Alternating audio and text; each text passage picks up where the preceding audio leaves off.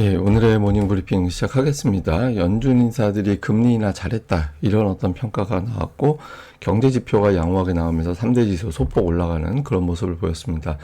테슬라와 마이크론 테크놀로지가 뭐 3에서 5% 가까이, 3, 4% 정도 상승하는 그런 모습을 보이면서 나스닥을 견인을 했고요. 우리 증시는 오늘 이제 밸류업 지수 공개, 그다음에 금투세 관련된 토론, 이런 재료들이 나오죠. 시장에도 좀 긍정적인 영향을 줄 수 있는 재료인데 또 상황에 따라서 변동성을 유발할 수도 있을 겁니다. 재료에 대해서 평가 어떻게 하는지 좀 봐야 될 것 같고, 코스닥 같은 경우는 이제 반도체, 바이오, 배터리, 밸류업 뭐 이런 종목군들, 밸류업은 뭐 코스피입니다만 최근에 이런 종목군들이 주목도를 좀 높이고 있거든요. 그래서 관련된 종목들이 어떻게 움직이는지도 잘 살펴봐야 되는 하루, 이렇게 봐야겠습니다. 우선 미증시는 뭐 다 올랐는데 올라간 폭이 크지는 않았죠. 그리고 장중의 변동폭 자체가 0.4% 이내였어요. 그러니까 조심스럽게 움직이는 큰 재료 지나간 이후에 투자자들이 일단 좀 숨고르게 하는 그런 측면이 있었고, 러셀 2000이 좀 빠졌잖아요. 그래서 지금 이제 금리나 기대보다는 또 다른 재료가 뭐가 등장하는지, 연준 인사들의 발언은 어떻게 나오는지, 이런 부분들 보고서 움직이자, 이런 신중함이 있었던 것 같습니다. 다만 이제 상승한 업종이 하락한 업종보다 훨씬 더 많았거든요. 그래서 전체적으로는 금리 인하 효과는 어쨌든 증시를 올릴 거야. 그런데 어느 정도 올릴 건지에 대해서는 좀 재료 보면서 가늠해야 될 것 같아. 뭐 이런 분위기가 시장에서는 좀 만들어져 있는 상황이었다, 이렇게 보면 될 것 같습니다. 뭐 이날 지표가 무난하게 나온 점도 어쨌든 지수가 플러스 만드는데 영향을 줬다, 이렇게 보면 되겠는데, S&P 글로벌에서 만든 제조업 지수, 그다음에 서비스업 지수 보면 제조업 지수는 예상보다 조금 낮게 나왔고 서비스업 지수는 예상보다 조금 더 높게 나오고, 이런 형태를 보였거든요. 근데 대체로 지표 자체는 양호했다, 이런 평가가 나오고 있고, 시카고 국가활동지수 같은 경우는 예상치를 대폭 상회했습니다. 마이너스 예상했거든요. 마이너스 예상했는데 플러스 0.12가 나왔어요. 그래서 이게 전체적으로 미국의 경제 지표가 나쁘지 않다. 지금은 경기 침체 걱정을 하고 있는 투자들이 아직은 있기 때문에 지표가 양호하게 나오는 것 자체가 반갑게 해석이 되거든요. 그래서 지표 양호했으니까 침체 없는 금리 인하구나, 이런 기대감을 또 자극하는 그런 재료가 됐죠.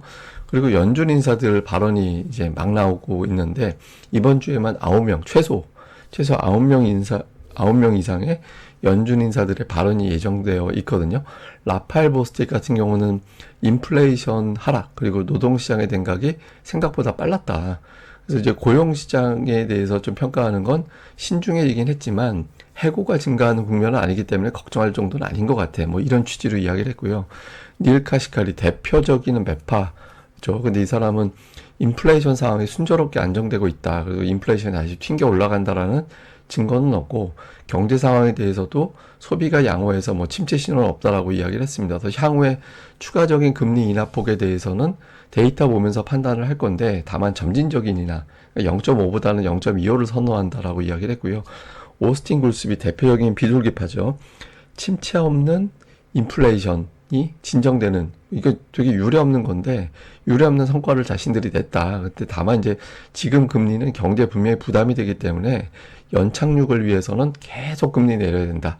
그래서 조금 더, 이 사람 원래 뭐 비둘기적인 발언이었잖아요. 그래서 계속해서 금리를 뭐 끊임없이 내려야 된다라는 취지로 이제 이야기를 해서, 근데 연준 인사들 발언 중에서 이렇게 센 발언이 나오진 않았거든요. 그래서 전반적인 분위기는 어쨌든 꾸준하게 우리는 내릴 거야, 그리고 0.25인지 0.50인지에 대한 차이만 있어, 뭐 이 정도의 코멘트가 나온 점도 이제 시장에서는 안도감을 줬습니다. 그다음에 증시 분석에 대해서는 조금 조심스러운 이제 코멘트가 더 많았거든요. 제이미 다이먼 회장, 그러니까 JP모건 회장인데, 이 사람 계속 한 2년째 계속 경착륙 타령을 해요. 뭐 계속 연착륙 가능성 낮다라고 이야기를 하면서 재정 적자, 뭐 지정학 문제, 이런 것들이 또 제기가 되고 있고, 또 인플레이션 다시 자극할 거다. 근데 정작 JP모건의 트레이더들은 증시 또 올라갈 거야, 이렇게 반대되는 이야기 했거든요. 어쨌든 그런 발언을 했고, 또 그 외 조정론 이야기하는 데가 스티펄 같은 데서는 4분기에 5,000포인트까지 빠질 수 있다. 지금보다 10% 넘게 빠지는 거죠. 웰스파고와 UBS도 단기적으로는 변동성이 좀 이어질 수 있고, 뭐 대선이라든가 이런 어떤 변동성 요인이 있어서 조금 조심스럽게 대응해야 될 것 같아. 그러니까 이런 이제 주장들을 했습니다. 반면에 이제 카스그룹에서는 9월에 최고치를 경신하면 증시 4분기에 올라갔다, 상승 확률이 90%에 달한다, 이런 언급을 했거든요. 실제로 이 사람이 올린 글을 보면 그 S&P 500 지수가 9월에 신고가를 경신하게 될 때, 그러니까 21번의 사례가 있었는데 그 중에 19번 평균적으로 5% 올랐다라는 거예요. 그래서 증시가 이제 추가적으로 올라가는 것이 통계적으로는 있었다. 그래서 뭐 아직 뭐 이번 달 끝난 건 아니니까 이제 9월에 좀 마무리가 어떻게 되는지에 따라서 4분기 전망이 좀 달라질 것이다. 이렇게 봐야 될 것 같습니다. 그리고 최근에 이제 기술주들 은근히 좀 오늘은 좀 주춤하긴 했지만 강했잖아요. 근데 골드만삭스에 의하면 헤지 펀드들이 미국 기술주 올렸다라는 거예요.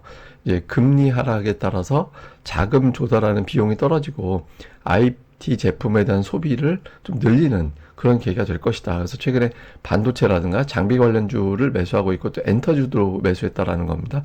반면에 이제 호텔, 레스토랑 같은 임의소비재 관련된 종목군들은 팔았다. 그래서 헤지펀드들이 최근에 이제 매매하는 방식이 기술주 중심으로 매수를 했다더라. 뭐 이런 내용들도 나왔습니다. 뭐 실제로 자금 동향 보면 미국 주식형 펀드에 자금이 되게 많이 들어왔거든요. 그래서 좀 대형주들 매수할 수 있는, 기술주들 매수할 수 있는 환경은 좀 돼 있는 것 같습니다. 특징적으로는 테슬라가 오늘 5% 가까이 상승을 했죠. 그래서 어느덧 꾸역꾸역 지난 고점, 직전 고점을 또 도전하는 그런 모양새가 됐는데, 오늘 뭐 4분기, 이번 분기 인도량, 차량 인도량이 예상보다 높게 나올 것 같다. 다음에 로보택시 출시 앞두고 있다. 이게 이제 긍정적인 영향을 줬고, 또 마이크론 테크놀로지가 최근에 박스권에서 벗어나고 있습니다. 장 초반에 뭐 거의 4% 정도까지 올라가기도 했었는데, 어쨌든 3% 올랐거든요. JP 모건에서 뭐, 실적 계속 좋아질 것 같아. 그러면서 이제 목표 주가 $180, 지금 주가 거의 2배 가까이 되는 거잖아요. $180 이제 목표 주가 유지하면서 이제 주가가 또 강하게 올라갔고, 그다음에 퍼스트 솔라 이제 또 태양광 관련된 종목도 강세 보였거든요. 근데 태양광은 특징이 이게 이제 워낙 투자를 많이 해야 되기 때문에 대출을 많이 받아서 사업이 돌아가게 되거든요. 그러니까 금리 인하에 따라서 여기에 대한 어떤 기대감 이런 것들이 또 역시 긍정적인 영향을 줬고, 또 최근에 여론조사 보면 해리스가 이제 계속 이기고 있다라는 여론조사 나오고 있잖아요. 그 부분도 영향을 준 걸로 보여집니다. 자, 우리 증시는 그 코스닥 시장에 최근에 좀 변화가 있습니다. 그러니까 제가 주초에 방송할 때는 알테오젠이 지난주 코스닥 지수를 좀 끌어올렸다. 뭐 좀 유난하게 지수가 올라갔다 하더라도 알테오젠이 유난하게 좀 영향을 줬다라고 봐야 돼서 좀 광범위한 종목들의 어떤 상승 분위기 확산 이런 것들이 필요하다라고 말씀을 드렸는데, 어제 같은 경우는 2차 전지라든가 알테오젠 이외의 어떤 일부 제약주, 반도체주 이런 것들이 고르게 끌어올렸잖아요. 그리고 종목 어제 수급 자체도 개인 투자자들이 압도적으로 매수하는 분위기가 아니에요. 그러니까 기관과 외국인들이 좀 매수하는, 어제 뭐 외국인들이 매수하지는 않았지만 기관이 5일 중에서 4일 매수하고 있고, 외국인들도 매수하는 날은 좀 세게 매수 붙는 그런 모습이 나오고 있잖아요. 이틀 연속 매도를 좀 안 한다든가 이런 모습들이 나타나고 있죠. 이제 그렇게 되면서 이제 그리고 아직도 ADR은 과매도권이에요. 예, ADR이 지금 75가 안 되거든요. 그런데 근데 다만 이제 그런 건 있죠. 그러니까 지수가 더 빠르게 회복되고 ADR은 조금 더 느리게 회복되는 모습이 있어서 아직까지는 시가총액 최상단, 이게 개인 투자자들이 시장 참여를 잘 안 해서 외국인 기관이 주도하다 보니까 지수가 더 빠르게 올라가고 ADR은 좀 더디게 올라가고 이런 모습들이 나오고 있거든요. 그래서 코스닥은 거래대금 8조 원 이상 형성이 돼야 중소형주 쪽으로 조금 더 활성화가 될 텐데, 어쨌든 외국인 기관이 좀 매수하는 날이 더 많아지고 있기 때문에 중형주군 이상 되는 종목군들 쪽에서의 어떤 종목 장세, 여기에 또 집중할 필요가 있다. 이렇게 이제 보여지고요. 그 다음에 이제 또 하나는 밸류업 지수가 오늘 발표가 되는데, 뭐 당연히 뭐 은행주들에 유리하다. 뭐 이렇게 되면서 그 다음에 이제 뭐 자동차주라든가 이런 종목군들이 편입이 될 거다. 이런 것들이 제기가 되고 있거든요. 근데 밸류업 지수가 만약에 효과가 있게 되면 이게 또 수급 블랙홀 역할을 할 가능성도 있긴 합니다. 근데 이제 워낙 재료가 알려져 있는 재료라서 그렇게 이제 블랙홀 역할을 할 것 같진 않거든요. 근데 어쨌든 금융주라든가 은행주 쪽에 어떤 모멘텀이 되는지, 오늘 이 지수 발표 이후에 이제 금융주 쪽에 어떤 기관 투자들의 매매 동향 좀 주목해 볼 필요가 있고, 저는 이제 이거보다는 이제 금투세 이슈를 더 주목해 내야 된다라고 보는데, 토론이 오늘 진행이 됐잖아요. 네, 토론이 이제 진행이 되는데, 이제 코스닥 시장의 움직임을 보면, 물론 이제 저것 때문에 움직였다 이렇게 단정하기는 어렵고, 뭐, 알테오젠이 올라가는 게 뭐 금투세 때문에 올라간 건 아니었으니까. 그런데 어쨌든 금투세가 유예 쪽으로 가닥을 잡히는 거 아닌가? 이런 보도들이 나오면서 이제 코스닥 쪽이 조금 더 움직임이 양호해지는 그런 측면도 있다라고 보여지거든요. 그래서 지금 현재로서는 분위기상으로는 알려진 보도에 의하면 유예 쪽으로 조금 가닥이 잡힌 것 같다 돌아 이런 내용들이 나오는데 어쨌든 이 보도가 오늘 장중에 뭐 계속 보도가 될 거잖아요. 그래서 어떤 요 흐름이 나오면서 이제 코스닥 쪽이 좀 완만한 상승세가 이어지게 되는지 요 분위기 알려져 있는 보도대로 좀 흐름이 이어지는지 잘 살펴봐야 될 것 같습니다. 자, 전체적인 흐름은 0.5%포인트 인하하고 나서 후유증 쪽은 아직은 나오지 않고 있거든요. 그래서 뭐 시장에서는 경기 침체 때문에 이렇게 크게 한 거면 어떡하지 이런 우려가 있었는데 연준 인사들이 이거를 또 진정을 시켜줬고 다음에 이 두 가지 재료가 나오면서 코스닥 그다음에 금융주 이런 것들의 반응이 어떤 형태로 전개가 되는지 그다음에 외국인들이 되게 많이 파는데 기관이 삼성전자 물량 받아내고 있거든요. 이제 그렇게 되면서 이제 삼성전자의 하락은 계속 나오는데 이게 9월 들어서 삼성전자가 올라간 날이 별로 없잖아요. 근데 어쨌든 기관들의 어떤 매수가 뒷받침 돼줄 때 하루 정도 좀 반전을 해주면 투자자들이 외국인들의 매도에도 불구하고 이제 버틸 수 있는 단계로 가꾸다 이렇게 이제 변화가 될 수 있거든요. 그래서 좀 흐름을 볼 필요가 있고 그 다음에 이제 배터리, 반도체, 바이오 하나 더 하면 밸류업 그러니까 뭐 비읍자 들어가는 종목군들이 최근에 좀 특징적인 흐름이 나오고 있죠. 특히 코스닥 쪽에서는 이 세 개가 돌아가면서 움직이고 있거든요. 이거 되게 긍정적인 신호예요. 예, 이런 종목군들이 계속 반전하는 건 그래서 이 구도가 계속해서 이어지는지 주목을 해봐야겠습니다.